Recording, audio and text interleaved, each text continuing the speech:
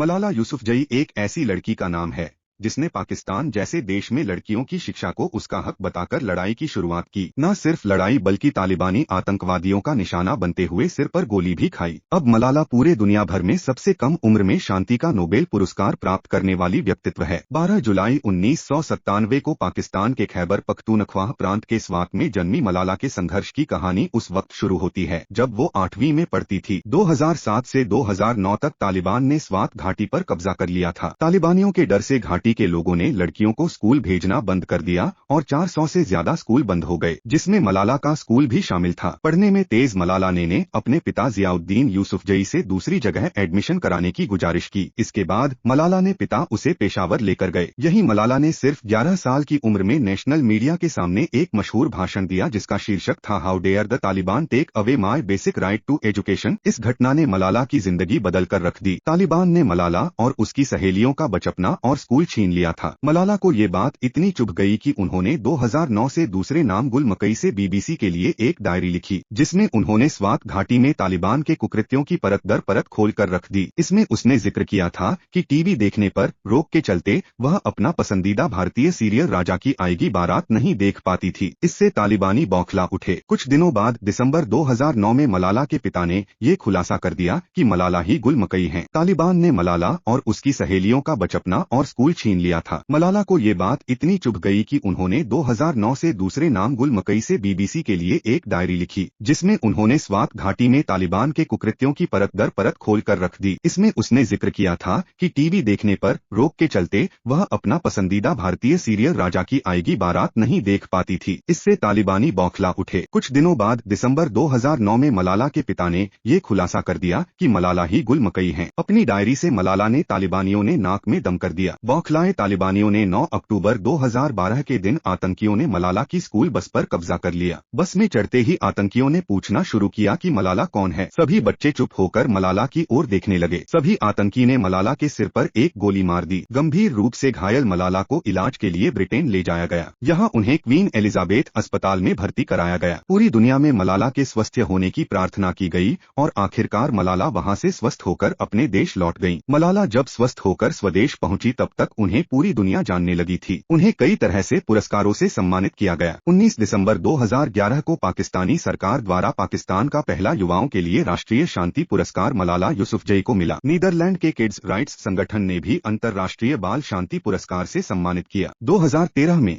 उन्हें woman of the year award से भी नवाजा गया था। इसके अलावा भी कई देशों ने मलाला को सम्मानित किया। यूएन ने मलाला के जन्मदिन को बनाया मलाला दिवस। लड़कियों की शिक्षा के अधिकार के लिए लड़ने वाली मलाला के नाम पर संयुक्त राष्ट्र संघ ने उनके 16वें जन्मदिन पर 12 जुलाई को मलाला दिवस घोषित कर दिया। मलाला ने वर्ष 2013 में एक किताब आई एम मलाला भी लिखी थी। 10 दिसंबर 2014 के दिन मलाला को दुनिया के सबसे बड़े पुरस्कार शांति के नोबेल पुरस्कार से सम्मानित किया गया। नॉर्वे में आयोजित इस कार्यक्रम में भारत के कैलाश सत्यार्थी के साथ संयुक्त रूप से नोबेल पुरस्कार प्रदान किया गया। इस तरह मलाला सबसे कम 17 वर्ष की उम्र में नोबेल प्राप्त करने वाली विजेता बन गईं।